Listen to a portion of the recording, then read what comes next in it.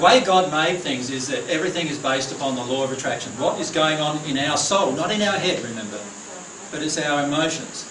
So a lot of people say to me like, oh, you know, I had a spirit come last night and I didn't want them there, and I was saying to God, take them away, but God wasn't taking it away, and it stayed there. And what can I do to control this spirit?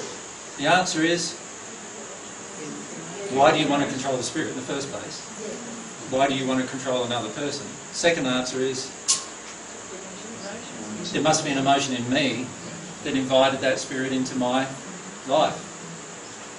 Right? So you have total control of what's going on inside of you emotionally, and this is where most people get off the track, because they think the control is here and not here.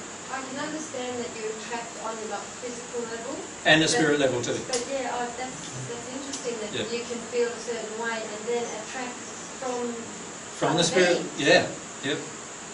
Because remember, they're just people. They're just people. And they haven't moved on to then a higher realm or a higher realm. And they haven't because of their emotional condition. Remember that progressing from one realm to another realm is all about how much love you have in your soul. So if you pass without hardly any love in your soul, or none at all, or barely any, you're going to pass into a state where you want to harm others, and when you want to influence others, and you want to damage others, and you want to hurt others even. Like, how many of you have had emotions in your own processing where you feel like you would like to have hurt somebody? Yeah, like, we need to be honest, right? So imagine that, if you'd passed over with that emotion, and you're now invisible. Think about that, it gives you a lot of scope for operation, doesn't it? Well, you just imagine for a moment if you were now invisible, just invisible. Everyone around you isn't, and you are invisible. And you can see, yeah, he's got that emotion. Oh, I just saw what he did behind the door over there.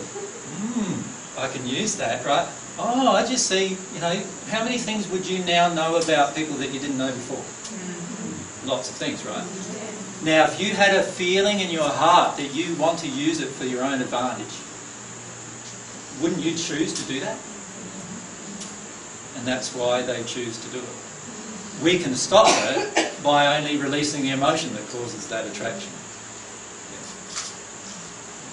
This is why many people who have been, for instance, sexually abused, often report that while the people who were sexually abusing them were abusing them, they saw spirits around them abusing them as well.